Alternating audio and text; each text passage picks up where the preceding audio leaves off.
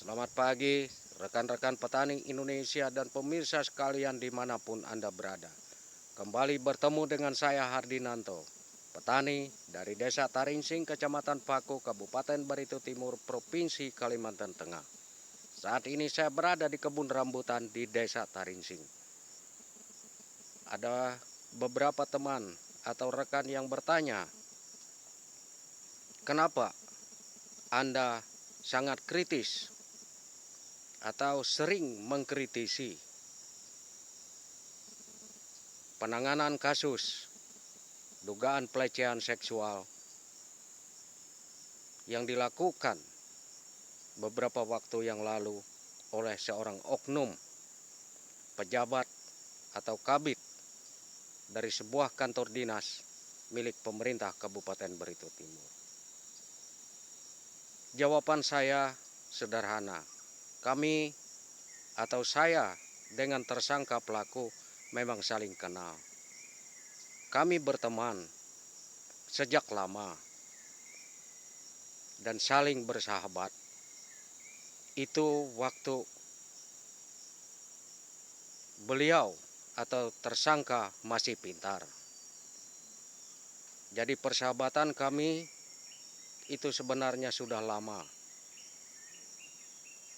Ketika tersangka masih pintar. Nah, oleh karena itu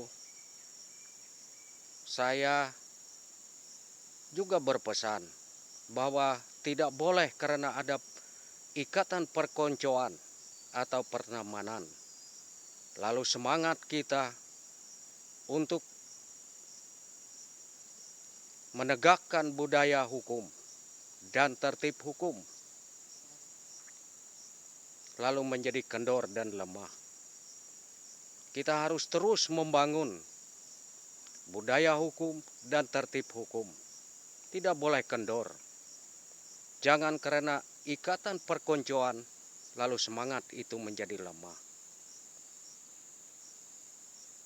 Karena sebagian besar persoalan bangsa ini sebenarnya bisa selesai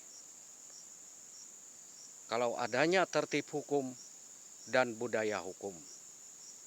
Oleh karena itu, sekali lagi kita tidak boleh kendor.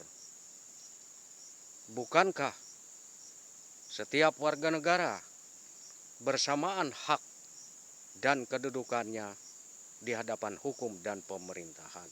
Equality before the law. Ini yang harus kita terus gerakkan. Harus kita budayakan. Tidak boleh kendor.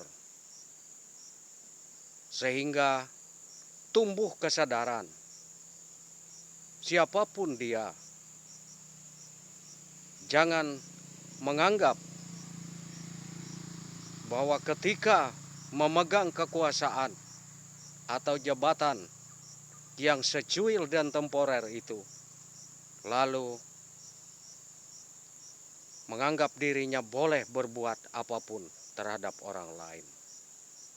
Itu tidak boleh terjadi.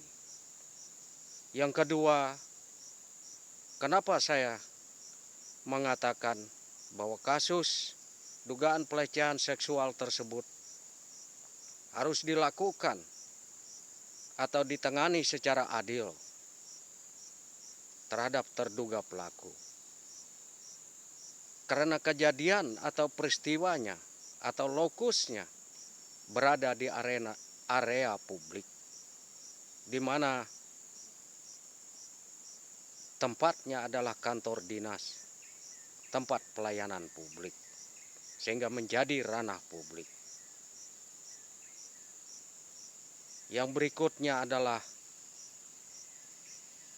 kasus tersebut mencoreng wibawa kehormatan, harkat dan martabat pemerintah Kabupaten Barito Timur.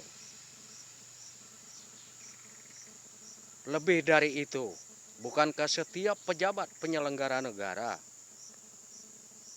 sebelum memangku jabatannya diambil sumpah janji jabatan, di mana salah satu baitnya adalah